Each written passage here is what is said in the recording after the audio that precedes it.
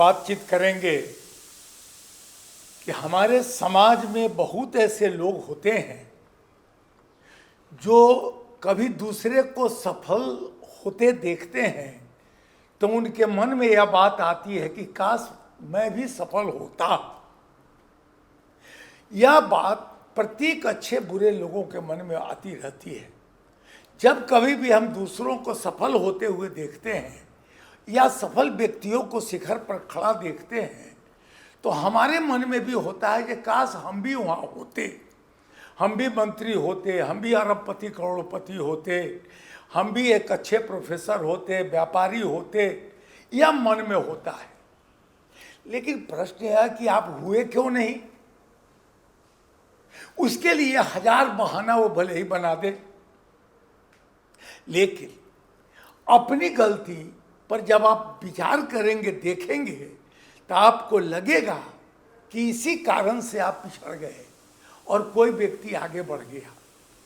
आप बहुत महापुरुषों के बारे में सोचें, आप देखें जिन लोगों ने अपने जीवन में शिखर स्थान पाया, ऊंची से ऊंची सफलता प्राप्त की, उसका एक ही कारण था। मैं एक छोटा उदाहरण देता हूं।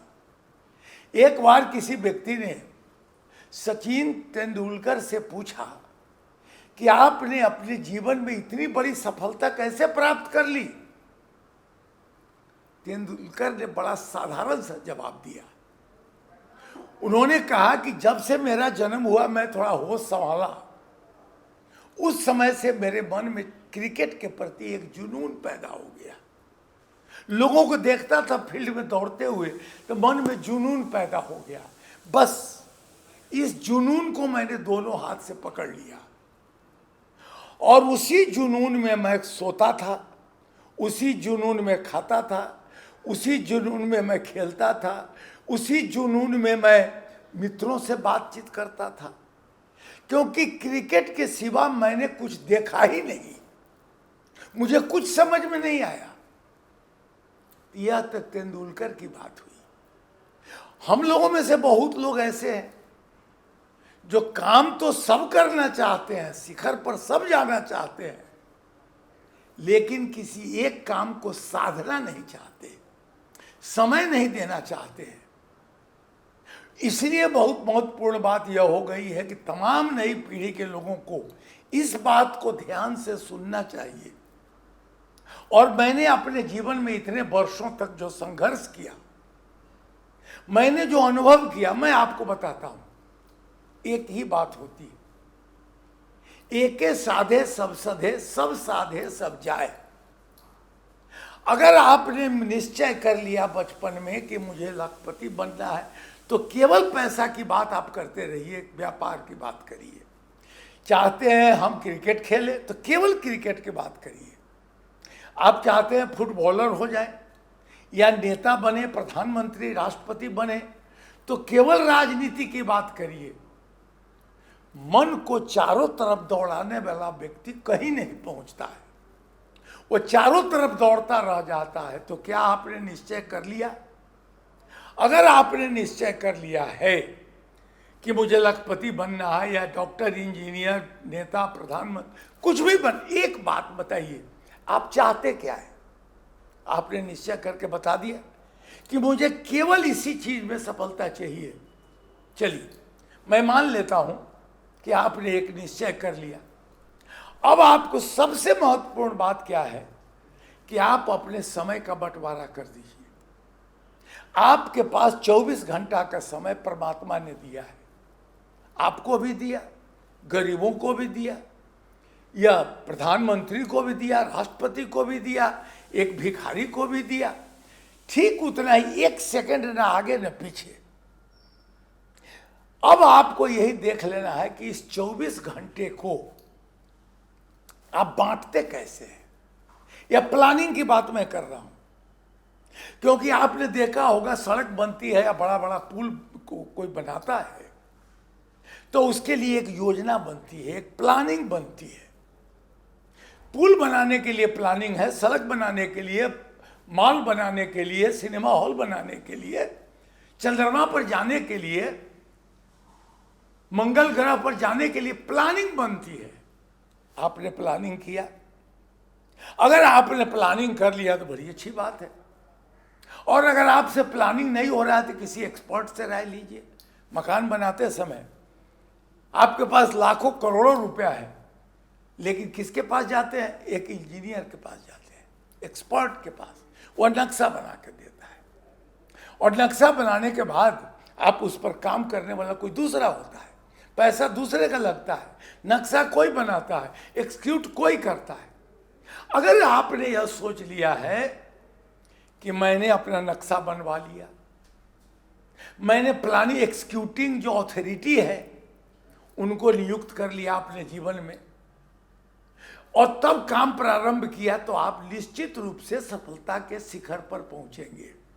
लेकिन अगर आपने सब कुछ नहीं किया, स्वयं चाहते हैं सब काम हम करें, नक्शा हम बनाएं, एक्सिक्यूट हम करें, प्लानिंग हम करें, धन पैसा हम लगावें, तब आप कुछ नहीं कर पाइएगा। क्योंकि एक व्यक्ति, लोग कहते हैं अकेला बृहस्पति भी झूठा हो जाता है। तो कोई भी व्यक्ति, एक व्यक्ति इतना परफेक्ट नहीं होता कि सारा काम वो अकेले कर ले। जो करता है फेल करता है। तो क्या करना चाहिए? तो प्लानिंग करता है, किसी से राय लेता है, अथवा स्वयं को निर्णय कर लेता है, और तब अपने समय का निर्धारित करता, बांटता है। अब समय को कैसे बांटे? यह बहुत महत्वपूर्ण बात है कि 24 घंटे के समय को आप कैसे उपयोग करते हैं। सबसे महत्वपूर्ण आपके जीवन में क्या है? आदमी का शरीर। शरीर के लिए कहा जाता है, मैं बांटता हूं ऐसे 8 घंटा, 6 घंटा, 5 घंटा, फिर 5 घंटा। 8 घंटा आप रखिए सोने के लिए, आराम करने के लिए, शरीर को थकान से स्वस्थ करने के लिए। जितना रेस्ट लीजिएगा, जितना आराम करिएगा, उतनी ऊर्जा बढ़ती चली जाएगी आपके शरीर में। या 8 घंटा इधर चला गया, और उसमें घंटा आध घंटा ऊपर नीचे हो सकता है। और समय की पाबंदी, ठीक समय पर अगर आपने निश्चय कर लिया कि 8 घंटा मुझे आराम करना है, सोना है, तो अगर मान 9 बजे आप सोते हैं तो ठीक 9 बजे सो जाइए, 5 बजे जग जाइए, तब आपका समय हो जाएगा ठीक। क्योंकि time and time wait for no man. किसी के लिए समय रुकता नहीं है, वो चलता रहेगा। कई लोग कहते हैं आओ ना जरा थोड़ा टाइम को किल करते हैं। क्या करेंगे? ताश खेलेंगे। टाइम को आप किल नहीं कर रहे हैं, टाइम आपको किल कर रहा है। तो पहली बात तो 8 घंटा तो उसके लिए दे दीजिए, भरपूर निद्रा। मैं तो एग्जामिनेशन हॉल के पहले बच्चों को भी कहता हूं, जो कल से तुम्हारी परीक्षा है, रात में 8 घंटा जरूर सूतो। 8 घंटा सोओगे, नस नस तुम्हारा आनंद से भर जाएगा, टेंशन में नहीं। कोई भी काम अगर नहीं सोएंगे रात में, गहरी नींद नहीं आएगी, तो बुरा बुरा सपना देखिएगा और चिड़चिड़ा हो जाइएगा, काम में मन नहीं लगेगा, उत्साह भंग हो जाएगा, बात बात पर पत्नी से झगड़ा, बच्चों से झगड़ा, ड्राइवर से झगड़ा, और ऑफिस वाले को तो दुर्गति कर दीजिएगा। ऐसे लोग जो पूरी नींद नहीं सोते हैं, वे चिड़चिड़ा हो जाते हैं, क्रोधी हो जाते हैं, बड़े ही अस्त व्यस्त जीवन जीने लगते हैं, स्वयं पर क्रोधित होते हैं। तो पहली बात, 8 घंटा को कैसे आप बांटते हैं? सोइए। दूसरा, मैंने 6 घंटा भी कहा है, 8 घंटा, 6 घंटा, 5 घंटा, 5 घंटा। यह 6 घंटा जो आपका हो, वह काम के लिए रखिए। जो भी काम करते हैं, टीचर हो, प्रोफेसर हो, एग्जीक्यूटिव हो, मंत्री हो, यह 6 घंटा निष्ठापूर्वक अगर आप काम करते हैं तो 24 घंटा में और किसी काम की आपको जरूरत नहीं पड़ेगी। 6 घंटा लेकिन काम करिए तो केवल काम करिए। 6 घंटा में कोई बात मत करिए, गप मत करिए। कम से कम एक स्पीड में 6 घंटा, आप 8 घंटा सोए हैं तो 6 घंटा काम भी करिए। तो देखिएगा कि 6 घंटा में काम में गहरी आस्था आपकी होगी। एक तो यह हो जाएगा। दूसरी बात, तीसरी बात ये थी 5 घंटा, या 5 घंटा आदमी अपने शरीर पर देना चाहिए। स्वास्थ्य लाभ के लिए व्यायाम करिए, योगा करिए, एक्सरसाइज करिए, नाचिए, गीत गाइए, डांस करिए, शरीर को स्वस्थ रखने का मालिश करिए, प्रफुल्ल करिए, तनाव मुक्त होने की बात करिए, उसी में मनोरंजन भी आप कर सकते हैं। चलिए, तब 5 घंटा ये भी निकल गया। अब बचा अगला अंतिम 5 घंटा।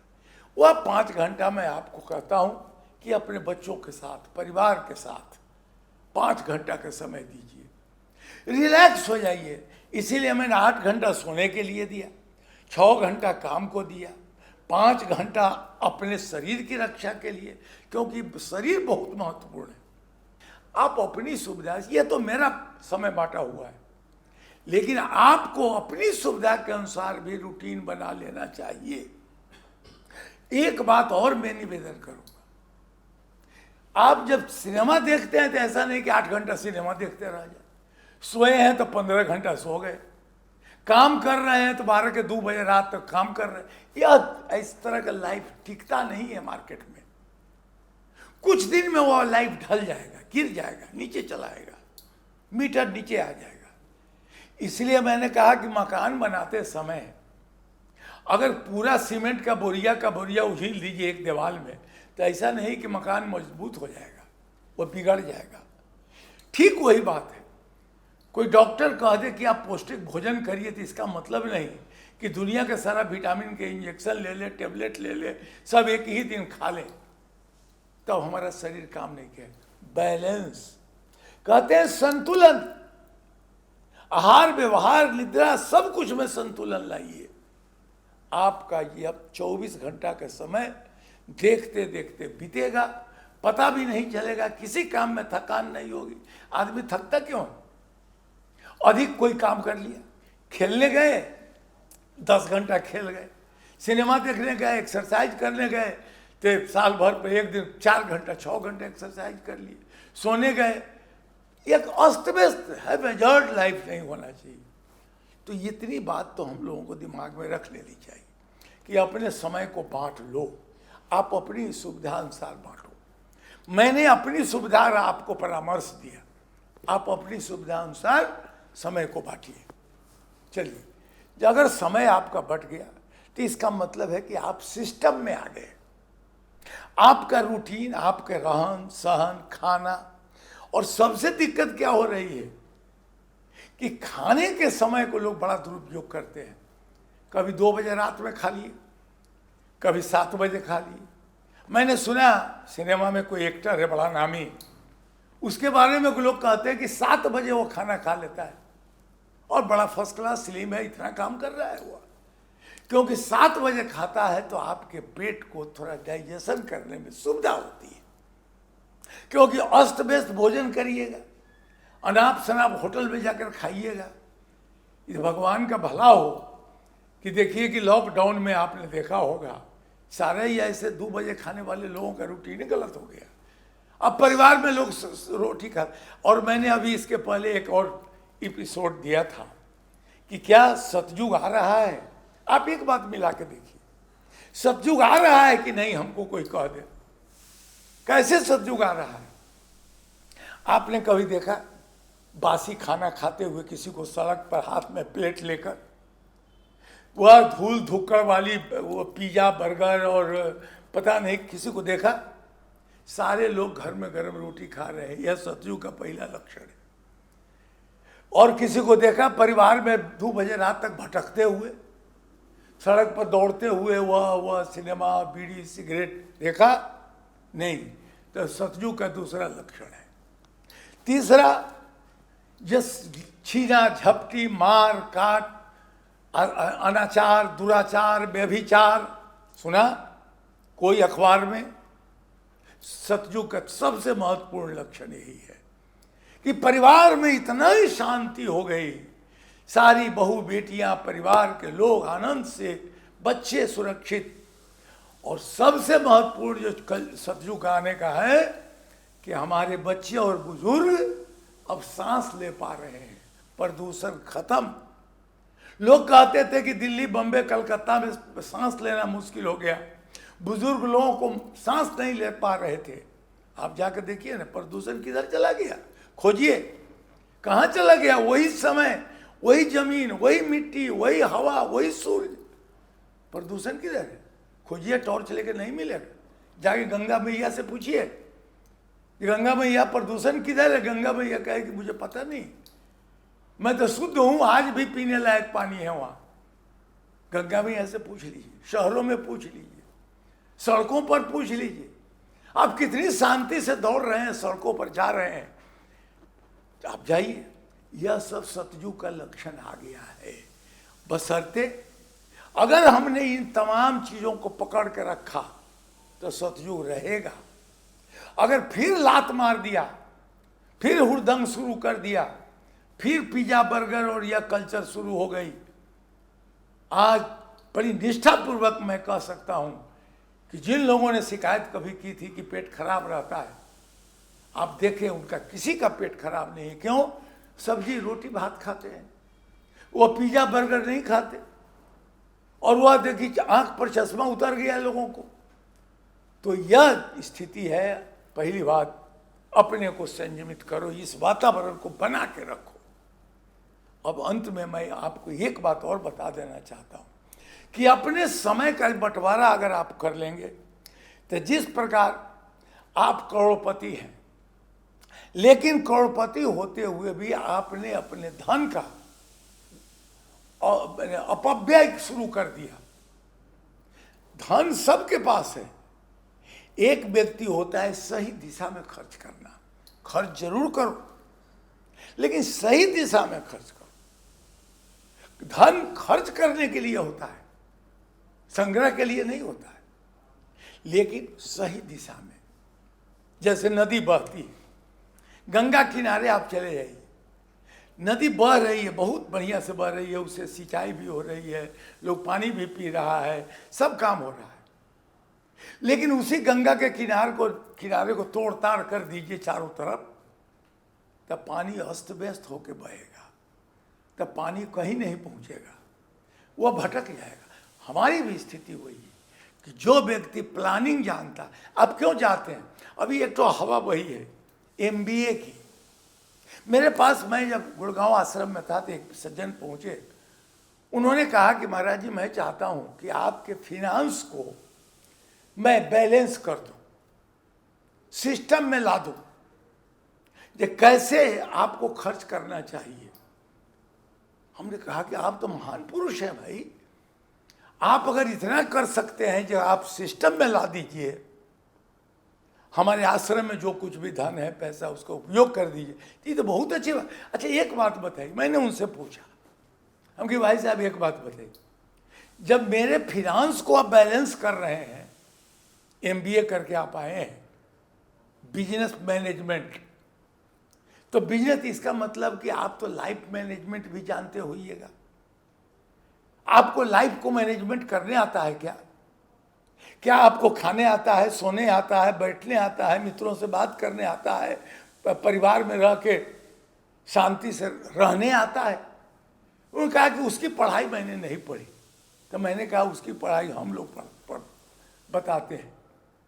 जब बिजनेस करना हो तो पैसा का मैनेजमेंट तो आप कर देते हैं, लेकिन आपके पास जो जीवन की सबसे महत्वपूर्ण धरोहर है, संपत्ति है, आपका जीवन, उसका मैनेजमेंट नहीं करते हैं तो आपकी तरह लूजर व्यक्ति कौन होगा? तो हम लोग अब पहले, सबसे पहले कि अपने समय को बांटे और उस पर निष्ठापूर्वक रुके। ठीक उतने ही समय में वह काम करूंगा। खाने का टाइम 9 बजे मैं खाना खाऊंगा, 7 बजे खाना खाऊंगा, इतने बजे सो जाऊंगा, इतने बजे जग जाऊंगा, तो फिर देखिएगा कि आप भी महान पुरुषों के लिस्ट में आपका भी नाम आ जाएगा, आप भी सफल व्यक्ति माने जाइएगा।